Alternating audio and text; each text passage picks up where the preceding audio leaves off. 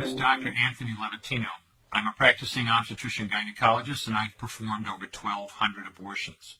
Today I'm going to describe a second trimester surgical abortion called dilatation and evacuation, or D&E. The D&E is performed between 13 and 24 weeks of pregnancy. After administering anesthesia, the abortionist uses a weighted speculum, like this one, that opens the vagina widely. Because second trimester babies are so large, this greater access facilitates a late-term abortion. Late-term abortion requires that the cervix be prepared 24 to 48 hours in advance with laminaria. Laminaria is a type of sterilized seaweed that absorbs water over 8 to 12 hours and swells to several times its original diameter. Once removed, metal dilators can be used to further open the cervix as needed. Once the cervix has been stretched open, the suction tube is placed inside. A baby at 20 weeks gestation is as big as the length of my hand, from head to rump, not counting the legs. The suction machine is turned on, and pale yellow amniotic fluid surrounding the baby is suctioned out through the catheters. With babies this big, they don't fit through catheters this size. The baby's bones and skull are too strong to be torn apart by suction alone. This is a Sofer clamp. A Sofer clamp is made of stainless steel. It's about 13 inches long.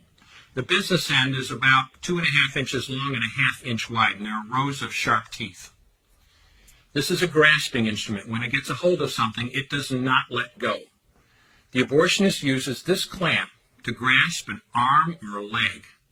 Once he has a firm grip, the abortionist pulls hard in order to tear the limb from the baby's body. One by one, the rest of the limbs are removed, along with the intestines, the spine, and the heart and lungs.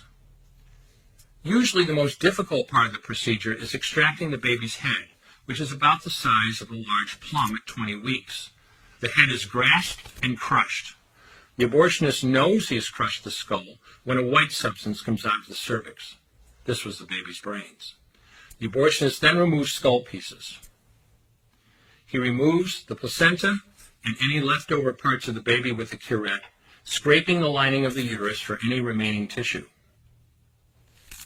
The abortionist then collects the baby parts and reassembles them to make sure that there are 2 arms, 2 legs, and all the pieces. Once all the parts have been accounted for, the abortion is complete. For the woman, this procedure carries a significant risk of major complications, including perforation or laceration of the uterus or cervix, with possible damage to the bowel, bladder, and other maternal organs. Infection and hemorrhage can also occur, which can even lead to death.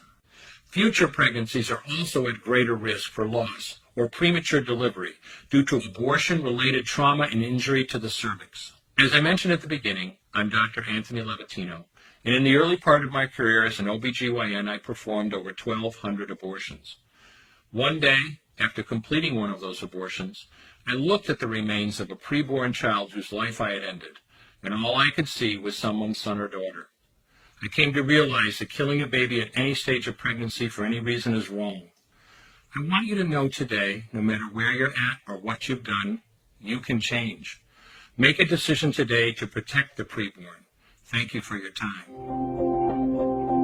I will no longer do any more abortions. When you finally figure out that killing a baby that big for money is wrong, that it doesn't take you too long to figure out it doesn't matter if the baby is this big or this big or this big or maybe even this big, it's all the same. And I haven't done any since then, and I never will.